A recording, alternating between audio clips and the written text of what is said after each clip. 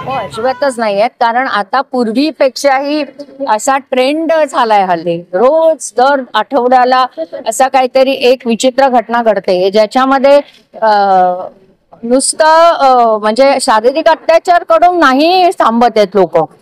कसलं तरी सूड ओघळल्यासारखं त्यांना मारल्याशिवाय गुन्हेगारांना म्हणजे काही मला वाटतं शांती मिळत नाहीये. आणि ही जी एक मानसिकता आपल्या समाजात फोफावते ती खूपच वाईट आहे, आपल्या येणाऱ्या पिढ्यांसाठी वाईट आहे. ह्याच्यावर खूप अभ्यास व्हायला हवाय की असा समाज का झालाय. पोलीस देखील बऱ्याचशा वेळेला खूपच संशयास्पद भूमिका निभावतात. हे आता मी मगाशी पण सांगितलं की अक्षताच्या नातेवाईकांनी सांगितलं त्यांना नीट माहिती दिली जात नाहीये डायगन पोलीस स्टेशन कडून. त्याच्यामुळे जे काही आरोप आज पोलिसांवर होत आहेत ना ते खूप लाजिरवाणे आहेत.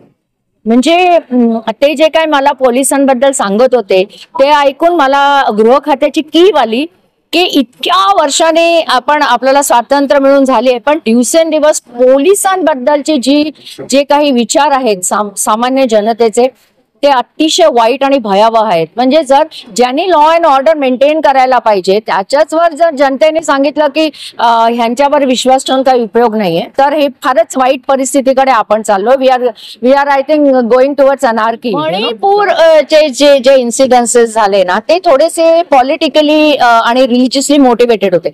पण हे जे काही इंडिव्हिज्युअली आज जे काय दिवसा उजेडी होत आहे म्हणजे आता शनिवारी अक्षता मिसिंग झाली आणि मंगळवारी तिचं जेव्हा जिथे तिची बॉडी सापडली आहे ती जागा खूप आतली अशी नव्हती, जिथे लोकांचा वावर होता अशी ती जागा होती. म्हणजे असं म्हणायचंय का पोलिसांना की 3 दिवस तिची बॉडी तिथेच होती किंवा त्यांना सीसीटीव्ही फुटेज दाखवलं गेलं नव्हतं जेव्हा मी गेले त्यांच्या घरी तेव्हा मागच्या आठवड्यात. नंतर बऱ्याचशा गोष्टी ज्या कुटुंबांना संशयास्पद वाटतात. हे बघा मणिपूर असो नाही तर जगातलं कुठलाही देश असो पण जेव्हा गुन्हेगाराला अजिबात भीती नसते, समाजाचीही नसते आणि कायद्याची तर नाहीच आहे आपण ते बघतोय, तेव्हाच अशी ज्या वृत्ती असतात त्या बोकाळतात आणि मग अशी कृत्य होतात.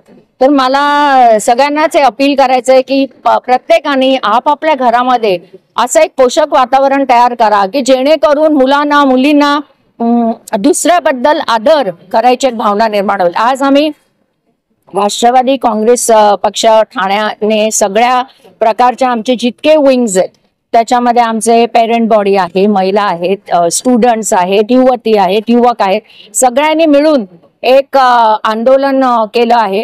ते याच्यासाठी की आमचा एक प्रतिकात्मक प्रयत्न आहे समाजाला आणि पोलिसांना आणि स्पेशली गृह मंत्रालयाला जागा करण्याचा की act before it's too late. म्हणून जसं तुम्ही लाडकी बहीण आणली तसंच निवडणुका आल्या म्हणून तरी का होईना या दोन्ही घटनांचा लवकरात लवकर निकाल लावा बाबांनो. म्हणजे अजून एक तुरा तुमच्या शिरपेचात की आम्ही एक निकाल लावलाय.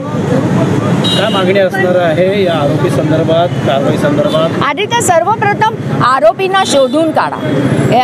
आरोपींना हे करा की म्हणजे हे असं का व्हावं आणि जे काही आता त्याला राजकीय रंग दिले जात आहेत वेगळ्या वेगळ्या प्रकाराने ते देऊ नका प्लीज.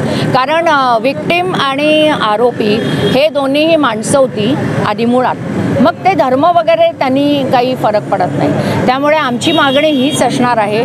आय एम शुअर प्रत्येक आईची, प्रत्येक भावाची, प्रत्येक बापाची मागणी हीच असणार आहे की लवकरात लवकर ह्यांना शोधा आणि लवकरात लवकर त्यांना शासन करा. Because justice delayed is justice denied.